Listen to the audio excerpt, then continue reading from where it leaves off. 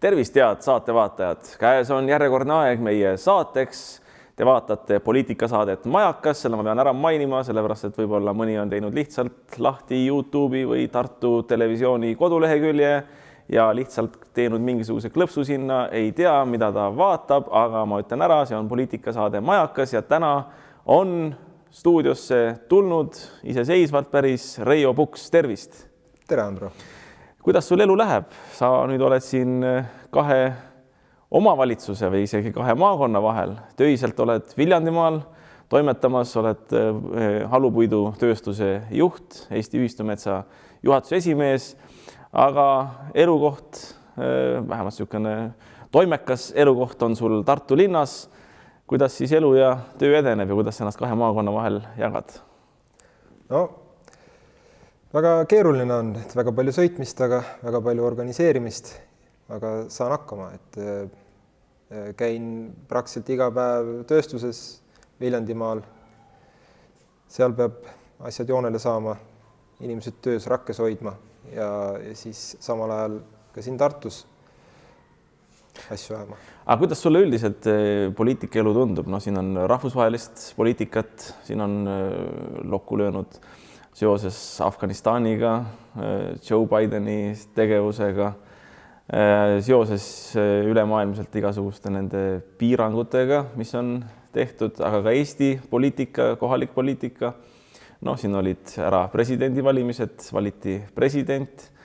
Ma arvan, et tegemist on igati niisuguse riigimeheliku mehega ja on ka kohalikud valimised, mis on sisuliselt juba käes ja varsti võib tulemusi oodata. No, see segane jutt, mis ma rääkisin, kuidas sa vaatad siis selle poliitika peale? Ma ei tea, kas sa tahad alustada väga kohalikust poliitikast, riigipoliitikast või räägime rahvusvahelisest poliitikast? No, rahvusvaheliselt on loomulikult väga keeruline situatsioon praegu, et vaadates Afganistani ja mis seal nüüd kõik toimuma hakkab ja mis juba toimub, järjest hullemaks seal kindlasti läheb. Ja koroona koha pealt asjad hakkaksid nagu stabiliseeruma, aga selle viiruse mutatsiooni tõttu me vist niipea rahu ei saa, tundub ikkagi. Kuule, aga mulle tundub nagu see, et vaata Joe Biden Ameerika presidendina käitus ju umbes samamoodi nagu omaaegne Ukraina ja selle president, ma ei mäleta, kes see oli Janukovitš oli vist see, kes ära põgenes, aga teate, need nimed on ka nii vahetanud, aga see, kui oli Venemaa nagu sisse tungis Ukrainasse, siis ju ka Krimmis anti sõjaväebaasi järgi rahumeelselt Vene vägedel üle ja pärast hakati siis pröökama, et suur okupatsioon on rahva tahte vastaselt sisse tulnud, kuigi oli seal pärast referendumi ja nii edasi, eks ole. Samamoodi, ma tean, et see on väga poliitiliselt ebakorrektne jutt praegu mul rääkida. Andke andeks, aga ma arvan, et see hääli ära ei võta, sellepärast, et need on faktid. Samamoodi ju Ameerika Ühendriikide puhul, et jäeti kallist sõjatehnikat sinna sellele režiimile või valitsusele, keda USA väga tunnustada ei taha, aga de facto ikkagi läbi käib. Et näed sa siin nagu ka paralleele? Kindlasti. On see suur poliitika siis nagu aus või on ta nagu toodav, ütleme, rahvale või on ta rahvale siis mingi pudruna ära mämmutatav ja näidatav, et näed, see on seal hea, see on halb, nende poolt hääletage ja nende poolt ärge mingil juhul hääletage. Need on natsid ja need on nagu fašistid ja rätipead ja nii edasi. No, Afganistani olukorras seal ei saanud keegi kuidagi võitjana välja tullagi. See ei olnud lihtsalt enam võimalik, et kohalikud inimesed ei olnud valmis võitlema, neil ei olnud seda tungi oma vabaduses seista. Ja Talibanil oli seda tungi väga palju ja olid ennast ammu sisse söönud juba igale poole ja kui see Ameerika välja tõmbas, siis lagunes lihtsalt kõik mõne hetkega koost, et ma ei saaks seda päris seda Ukraina seisuga võrrelda. No aga samas, võrdleme siis Eesti seisuga 1940. Meil räägitakse ka seda, et tuli Nõukogude okupatsioon sisse. Me võime seda niimoodi käsitleda. See on defineerimise küsimus, kuidas seda asja vaadata. Samas võiks ka öelda ju seda, et Eesti Vabariigi riigivolikogus toimus hääletus. Astuti selle hääletuse tulemusena, otsustati astuda Nõukogude Sotsialistliku Vabariikide Liidu liikmeks. Esitati liitumistaotlus, see rahuldati NSV Liidu parlamendis ja võetigi üks liiduvabariik vastu, täpselt samamoodi nagu omal ajal Eesti Vabariik Euroopa Liitu astus, eks ole. No me võime öelda, et kes on poolt, kes on vastu, eks ole. Siin seda ei tahaks hakata arutama, aga no fakt on see, et niimoodi see asi nagu toimus juriidilisest küljest vaadates. Ja noh, kui hiljem öelda nagu seda, et mingid valimispettused ja riigivolikogu valiti seal pettuse tulemusena, see on umbes samasugune minu arvates. Nagu tänapäeval keegi räägib seda, et elektrooniline hääletamine, e-hääletamine ei ole turvaline. Jah, need on väga loogilised arutluskäigud, kuidas seda põhjendatakse, et ta ei ole turvaline. Teiselt poolt, kui lugeda tasakaalukaid, ütlemisi siis nende poole pealt, kes leiavad, et see on turvaline, siis ka seal on argumendid. Aga lõpptulemusena me ei saa väita seda, et need valimisi võltsitakse ei elektroonilise hääletuse puhul ega ka 1940. aasta valimiste puhul, kuni ei ole tõendeid, kaalukaid tõendeid, mis ka kohtus läbi läheksid. Võib-olla siis antud juhul rahvusvahelises kohtus. Sellised tõendid ei ole keegi tegelikult esitanud, on ainult väited. Ja siin ongi sama asi, et keegi vastupanu ei osutunud Afganistanis, aga ka 1940 Eestis ju tegelikult keegi vastupanu ei osutanud. See tähendab seda, et toimusid riigivolikogu valimised, marssisid Nõukogude väed sisse. Ei olnud ju Eesti rahval seda patriotismi, et oleks selja sirgeks löönud ja vaenlane tuleb sisse, lööme nii nagu omal ajal Graf Dracula tegi, et orgid maa sisse, vaenlane tuleb, võtad machete välja, lööd pea maha, paned vaenlase pea sinna orgi otsa ja siis järgmised vaenlased mõtled, kurat, ma ikka ei tule siia, siin Eestis elavad hullud. Aga Afganistanis ju on niimoodi. Jah. Selles mõttes, et eks see on, eestlane arvatavasti mõtles, et ega pole hullu midagi ja elu läheb edasi. Et saime oma valitsuse, Pätsi valitsusel hakkama, küll saame ka võõra valitsusel, varastame ja petame ja ühesõnaga läheb see elu edasi ikka samas rütmis. Jah, eks Afganistanis ju ka, vaata, kus Taliban mängib nüüd selle meediaga, et nemad on väga toredad ja austavad naiste soove ja kõiki ja samal ajal uudiste lugejal on AK-ga karvane rätipea on selja taga ja hingab kuklasse ja siis tema peab ette lugema, et kõik on jube hästi. Aga vaata, siin on ka see küsimus, et kui naised Afganistanis oleksid kui üks mees ja astuksid Talibanile vastu, kas või selles osas, et mõni Talibani meesliige kutsub, ütleme, see on muidu ebapopulaarne, voodirõõme nautima mõnda Afganistani naist, eks ole, kas või mõjutada seda, et kurat, ei, enne kui te normaalseks muutute, me ei tee seda incorpore. Ma arvan, Taliban kuks kokku. Lastakse maha lihtsalt see naine. Aga kellega siis, kas võtavad lambad siis? Küllalt palju maha lased, siis inimesed lihtsalt ei julge enam ei öelda. See on nende ideoloogia. Aga siit saabki alguse nagu see, et võib-olla mitte me ei peaks siin rääkima muudest teemadest, võib-olla peaks kasvatama julgust. Mis sa ise sellises olukorras teeksid? Kui üks Taliban tahab suga voodisse minna. Keeruline öelda. Vaata, seda me ei saa mitte kunagi teada, kuni me ise selles situatsioonis ei ole. Mina teoretiseerin siin ainult. Mõtled küll, et ütleksid, et tapa mind ära, aga kurat, hirm on nahas siis. Nii, okei. Jätame selle teema, see on mõtteaineks. Poliitikast läks asi kaugele juba. See on mõtteaineks nüüd, sellepärast, et saade peab ka huvitav olema, see peab ka natukene ajusid ärritama. Võib-olla tuleme selle teema juurde tagasi. Mina küsitlen ikkagi sind, mitte sina mind. Nii et selles on asi, minul on see eesõigus jätta siin vastamata ja liikuda teemadega edasi. Mis sa arvad kohalikest valimistest? Need on siin ukse ees. On siin nagu sisulist arutelu olnud nagu. Siin Taliban ei tule selja taha ütlema, mis peab. Me oleme ise need teemad üles tõstnud või tõstmata jätnud?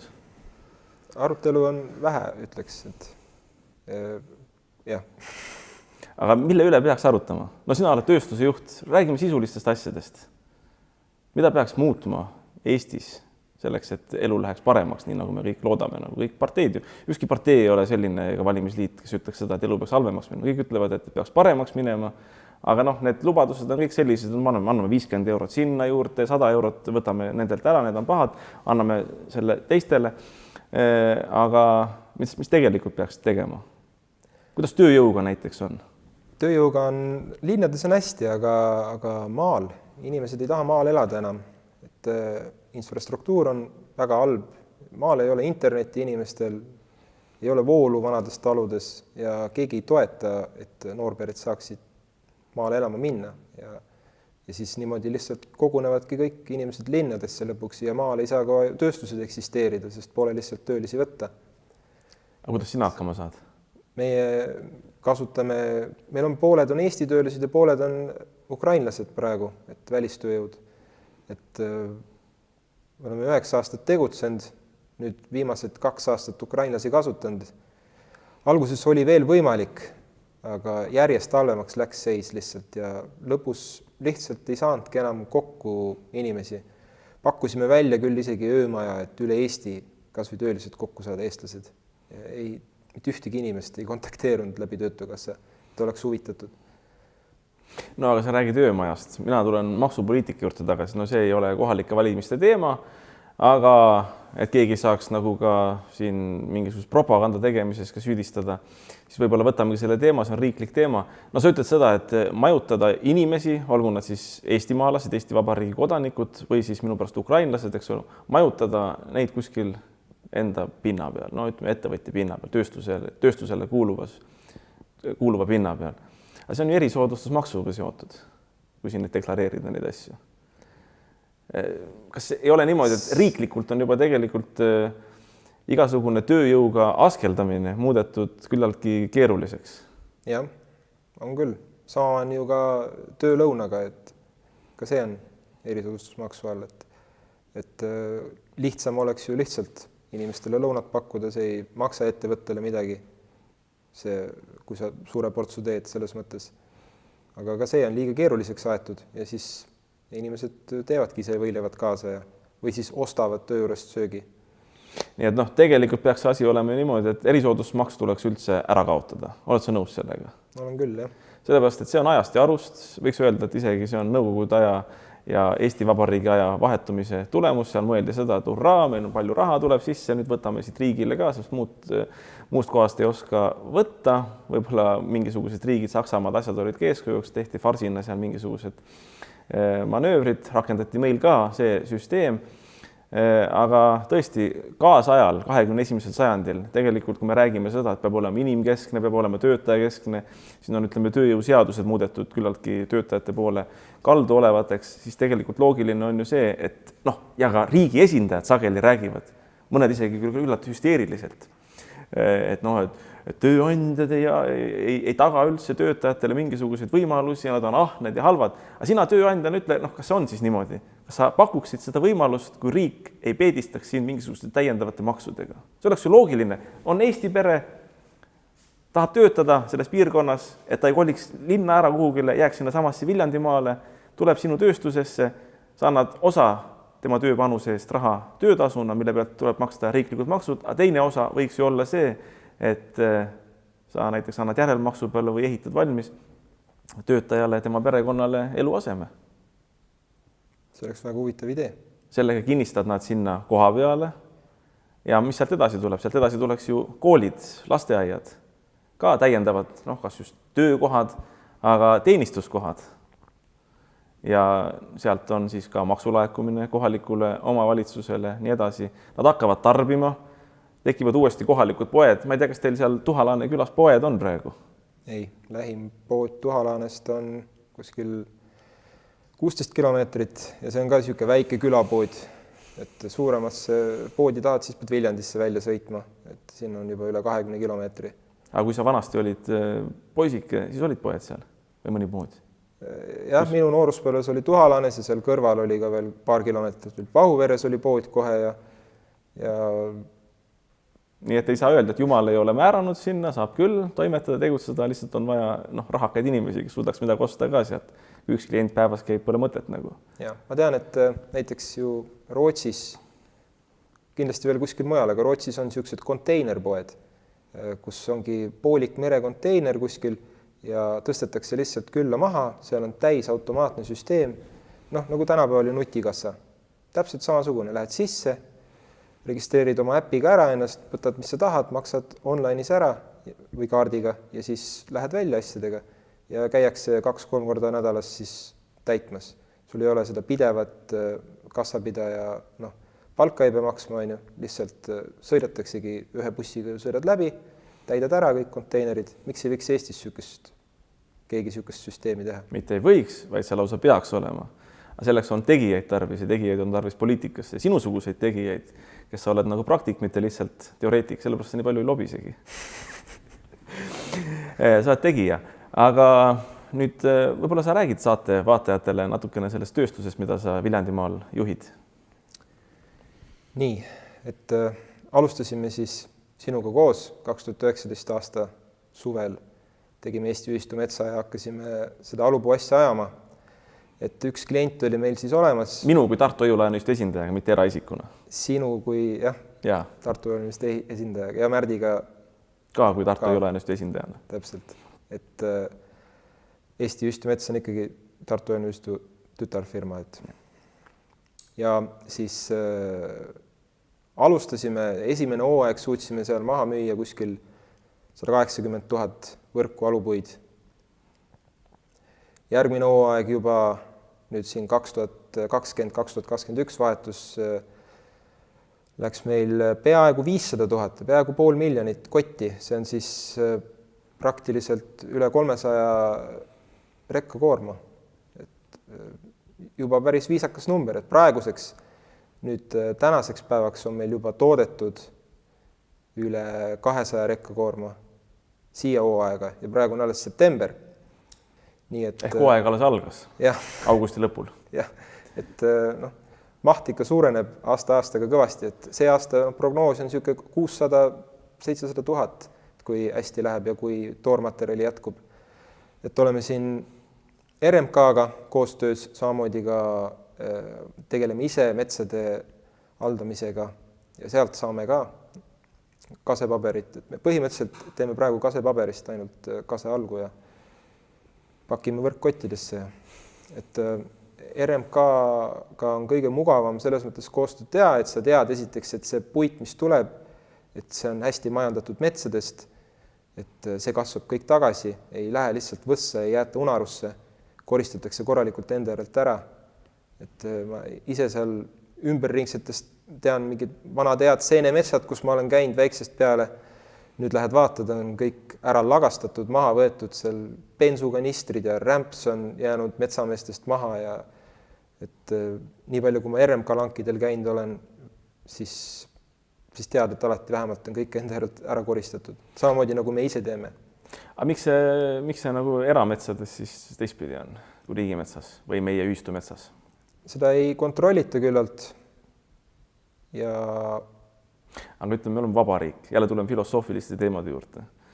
Vabariigi ja demokraatia alus peaks olema rahva enesekontroll, see tähendab, et mitte keegi kõrgem ei kontrolli, nii nagu monarhias kuningas või keiser kontrollib oma alamaid, meil ei ole riigi alamaid, meil on kõik kodanikud, et siis rahvas peaks ise ennast kontrollima ja see ei ole ka mitte nõukogudeaegne pealekaebamine, vaid tõesti enesekontroll, et näiteks sina, Reijo Puks või mina, Andro Roos, olen oma toas, ma tean, et ma ei tee junni sinna nurka, mingit loiku ei tee, vaid ma lähen WC-sse, samamoodi ma ei söö ja ei pudista seal, sest ma pean ise koristama, mul endal on halb ja niimoodi peaksime ju käituma ka riigi kodanikena oma riigis, et me ei tee siia nurka hunnikut, sinna loiku, vaid me hoiame selle kõik ilusti korras ja pärandame tulevastele põlvedele suurte kasudega isegi ideaalis. Jah. Loomulikult on sul õigus selle koha pealt, aga tihtipeale asjad nii ei... Aga miks ta ei ole näiteks niimoodi? Mis sa arvad? Inimesed on erinevad ja eks raha on see kõige tähtsam, et kui see koristamine maksab, siis ju kasulikum on ta jätta koristamata. Aga okei, siin võiks olla üks valimis, ma ei tea, kas lubadus või nõudmine. See ei ole nendel valimistel, aga tegelikult selle asja peale tuleks mõelda. Prügivedu, see peaks olema tasuta. Sellega ma olen küll täiesti nõus. Et meil seal kõrval, tööstuse kõrval on Kopra turismitalu ja neil on prügiveoga pidevalt probleemid. Et suvel on tohutult prügi, külalisi käib ju rohkem ja talvel ei ole praktiliselt üldse. Ja siis proovid tellida neid konteinereid ja asju, et tulge viige see prügi ära, maksame, mis maksab. Palun lihtsalt tulge viige ära. Keegi isegi ei tule su prügi ära võtmas, et isegi raha eest mitte, rääkimata tasuta. Ja muidu süsteem oli vähemalt Viljandimaal nii, et sa võisid ise viia prügimäele kalluriga, kallasid maha sinna peale kaalumist ja maksid ära oma maksud kõik korras. Nüüd enam nii ka ei või. ehk siis lihtsalt tehakse inimestele raskeks sellest prügist lahti saamine. Nojah, pappi on vaja teenida mingist vähestele ettevõtetele. Ja. Aga tegelikult siit me võiks jõuda ju näiteks omanikutulu küsimuste juurde. Noh, näiteks ühistumets on Tartu Hoiulaenu ühistu ja Tartu Hoiulaenu ühistu liikmete jaoks omanikutulu projekt. Kõik, kes selles osalevad liikmetena, saavad kasu ja kedagi ei maksustata. Ja siit, ma olen ise välja käinud selle teema omanikutulu ka Tartu linna kodanikele. No ma ei julge täna siin kohalike valimiste kontekstis unistada tervest Eesti Vabariigist. Tartu ja Tartu Hoiulaenu ühistu võiksid olla siis Tartu linn siis omavalitsusena Tartu Hoiulaenu ühistu juba toimiva ühistuna eeskujuks tervele Eesti Vabariigile, tervele Eesti rahvale sellist süsteemi rakendada. Ja prügivedu oleks ju suhteliselt hea omanikutulu allikas näiteks Tartu linnale, kus Tartu linnal võiks olla oma prügiveo ettevõte, mis koristab Tartu kodanike prügi tasuta ära, aga prügi on ju tänapäeval ressurss, see tähendab seda saab müüa katlamajadele, seda saab taaskäidelda, plastmassi saab ümber töödelda, ühesõnaga seda saab müüa, selle pealt saab teenida tulu, mis tähendab seda, et see ei oleks mitte mingisugune sotsialistlik või kommunistlik selline abistamise sotsiaalprojekt, vaid see oleks ikkagi päris tõsine projekt, kus me lahendaksime 2 küsimust. Esiteks, linn saaks prügist puhtaks. Teiseks saaks teenida selle prügi kui ressursi pealt omanikutulu ehk peaks vähem maksustama edaspidi kodanikke, saaks linnaeelarvet täita omanikutulust laekuvate vahenditega ja kolmandaks oleks promo, oleks eeskujuks tervele vabariigile ja võib-olla tervele maailmale selle küsimusega. Mis sa arvad? Jah, see on hea mõte. Ja prügimajandus tuleb korralikult kontrolli alla saada, et siin Tartu ümber olevates puhkekohtades on prügi on laiali, prügikasti ei ole, kuhu panna, inimesed viskavad maha või siis panevad ilusti küll kotti, aga jätavad selle koti maha, ei taha oma väiksesse autosse tõsta või ei taha jalgsi koju vedada. Ja kuigi riik on või siin vald on teinud kohad, kus olla, kus grillida ohututes linna äärtsetes kohtades, siis seal ei ole korralikku prügimajandust. Ja jah, rääkimata prügikassidest. Prügikassid võiks olla pealt avatavad, sellepärast, et sinna oleks hea prügi panna. Inimestel on kiire tänapäeval, viskavad suitsukoni või mingisuguse paberitüki nagu sinna läheb mööda, ei ole kõik korvpallurid, et kuskil väiksesse auku sisse visata. Nii et tegelikult sellistest väiksest asjadest peaks juba alustama. Jah. Kuule, aga veel on sellised teemasid nagu näiteks koolivägivald ja üldse vägivald ühiskonnas. Me rääkisime siin seoses, tuleme selle teema juurde tagasi, et Talib seisab sinu selja taga, on niisugune karvane habemesse kasvanud, see on hirmutamiseks, väline niisugune, esimene tunne peab olema, et hästi hirmus mees, eks ole, seisab püssiga, võib-olla pole kuulja sees, aga võib-olla on, seisab selja taga ja käseb sul midagi teha, midagi ebameeldivat, mida sa ei taha. Võib-olla isegi võib sind, sinu ema, sinu naist, last, mis iganes, eks ole, lähme veel hullemaks. Aga Eestis on sama asi ju. Räägitakse mingisugust vägivallast, on mingi naistevastane vägivald, lastevastane vägivald, võib-olla ka meestevastane vägivald. Mina ütleksin, et on kodanikevastane vägivald ja see, kes vägivallatseb, on bürokraatia diktatuur. Nii et see teema on suhteliselt selline lai, mitte midagi ei saa kontekstist välja rebida ja naiste või laste või meeste või kellegi turvakodudega seda asja ei lahenda. Mis sina sellest probleemist arvad? Kuidas sina lahendaksid vägivalla probleemi? Koolivägivalla probleemi näiteks. Või ei saa seda lahendada? See algab ikkagi vanematest kõik. Et õpetajatel on tänapäeval väga raske. Kui sa natukenegi juba üritad last kasvatada seal koolis, siis vanematele pärast ei meeldi, mis sa oled teinud seal ja riskid oma töökohaga. Ja samas lapsevanemad ise kodus last korralikult ei kasvata. Et Eestis on küll seda koolivägivalda, ma isegi olen seda kogenud noorest peast. Said peksa või? Peksa ei saanud, aga kallale tuldi küll. Okei, nii. Ja, aga üleüldiselt on meil vähemalt parem seis, et kui siin Ameerikas seal kooli tulistamistega, et seal just oli, kuskil oli huvitavalt kirjutatud, et väike laps küsis õpetaja käest, et õpetaja, kas me võiks teha ukse lahti koridori, et siis see viirus läheb välja uksest, et ei, siis ta ei jää ei jää siia klassi keerlema. Ja siis õpetaja ütles, et ei, et siis saavad koolitunnistajad sisse. Okei, niipidi.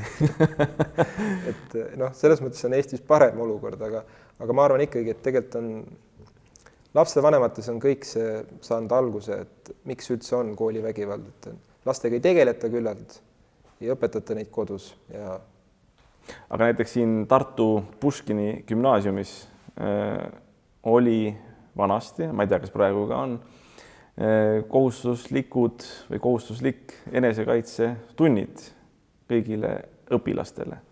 Ja enesekaitse see tähendab füüsilist valmisolekut rünnakuks, rünnaku tõrjumiseks, aga ka filosoofiat selle taga, sest see ei ole lihtsalt kaklemine, et sa lähed, annad kellelegi kannaga näkku või blokeerid löögi, vaid seal on ka filosoofia taga. Ja kui me vaatame suuri loomi näiteks, elevandid, tiigrid, asjad, ega nad omavahel väga ei kakle. Loomulikult oma lastele õpetatakse elama ja nii edasi tagasi ja karistatakse. Aga koergi kas või, ta võiks inimesel käe otsast ära ammustada sisuliselt, tal on päris suured kihvad suurematel koertel.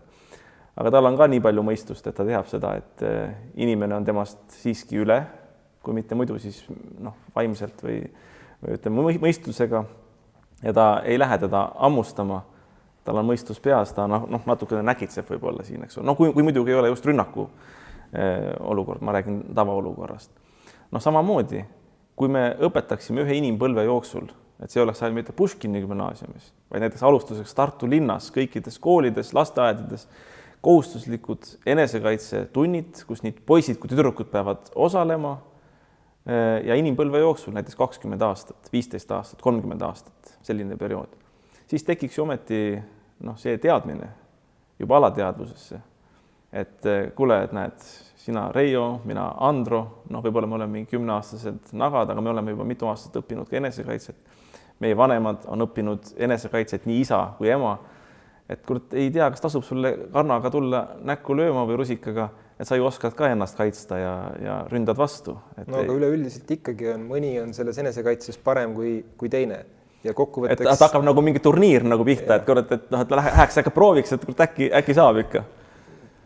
Loomulikult see nõrgem laps ka siis võib-olla oskab ennast kaitsta, aga keegi on tast ikka tugevam ja aga ta tekib mentaalselt vähemalt see, et ta oskab ennast kaitsta, ta teab, mida teha selle ajal. Ega me seda ega kaks elevanti ka, kui nad kaklevad, ega nad ju teada ei saa enne, kui nad tõesti kaklema läheksid, kumb tugevam on.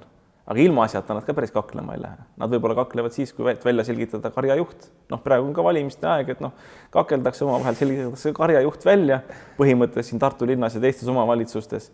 Aga kui on juba koalitsioonid moodustatud, jõujooned paika pandud, siis kakeldakse rohkem näitamise pärast. Võib-olla on inimestega ka niimoodi siis, igapäevases elus. Kuskil võiks mingi linnak olla, kus saaks selliseid katsetusi teha. Aga Tartu on ju piisavalt hea, ta ei ole väga väike, aga ta ei ole ka väga suur, nii et siin saaks ju selliseid katseid teha minu arvates. Ja need ei oleks sellised katsed, et sa tulemust ette ei tea, ikkagi loomariik annab mingisuguse indikatsiooni siin. Ja kui rääkida otseselt enesekaitsest ainult, kus tegeled ründaja ohutuks tegemisega, mitte ise ründamisega, siis seal õpitud trikid ja nipid tulevad pigem alati rohkem kasuks. Pluss see füüsiline trenn, mis sellega kaasneb, mõjub ju ka vaimsele tervisele väga hästi. Tänapäeva lastel on ka see probleem, et ei liigutata küllalt, et istutaksegi ju telefonis ja arvutis ja ei tehta trenni ja siis jääb ka mõistus nõrgaks. Aga lasketiirus, laskmas käimine, mingisugused väikesed eksamid, võib-olla mitte nüüd väga väikestele, aga keskkoolis. Tuleb Talib, seisab selja taga või mingisugune, keda väga kardetakse.